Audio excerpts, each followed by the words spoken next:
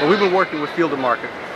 Field to Market is the Alliance for Sustainable Agriculture that's been mediated by the Keystone Group. So it's often called the Keystone Sustainable Agriculture Initiative. And in fact, you can find us very easily by Googling Keystone Sustainable Ag. But it's an independent group. Field to Market, the Initiative for Alliance for Sustainable Agriculture, is a group of stakeholders from across the agricultural supply chain that include food processors, that include food producers, that include grower groups, chemical supply organizations, that include retailers, non-government organizations, academics, government agencies, to try to better understand where the challenges for agriculture are, what our opportunities for improvement are, where the low-hanging fruit, to use an overused term, but appropriate here in agriculture, are for making the most effective improvements, and then where our longer-term, deeper challenges are that we've got to start paying attention to now and start maybe making some structural changes for the future. We've been working for 5 years on just developing that first phase of our understanding, and we've made significant progress. We were the first organization to analyze wheat, soybean, corn, and cotton in the U.S. over the last 20 years to figure out where we are with land use impacts, with soil erosion, with water quality or water use, with energy use and greenhouse gas emissions. And what we found is that in the last 20 years we've made incredible strides across most of those metrics. For example, over 70% reduction in sediment loss in corn. Over 70% reduction. That is a huge benefit to the environment, to the agricultural producer, that has gone largely unheralded simply because it's not been something that's been in the front of our minds to measure and assess. We've obviously been managing for reduction of soil loss. Nobody likes erosion.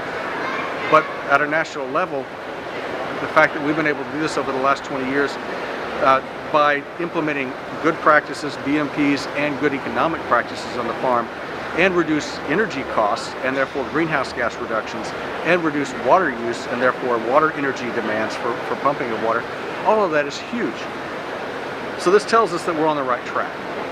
Our next set of challenges are going to be much more complex because we've not addressed the low-hanging fruit completely, but we've gotten most of it now.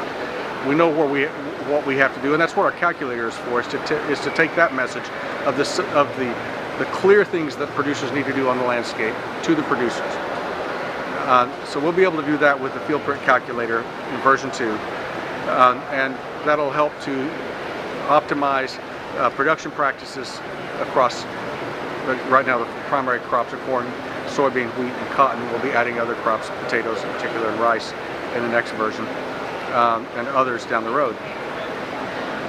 Then what we hope to do is to start aggregating at various scales impacts for those more complex issues like watersheds, watershed levels, water quality, biodiversity in ecoregions. Those are very complex metrics, but we can understand and improve our impacts on those as well.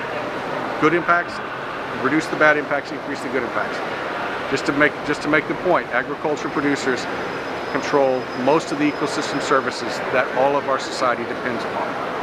And if it weren't for those, we would have a dysfunctional marketplace. We wouldn't be able to produce. Our agricultural producers, our landholders across the U.S. do that without compensation. And they're incredibly good stewards. Oh, the reason that our ecosystem still functions is because of the stewardship of our agricultural producers, by and large.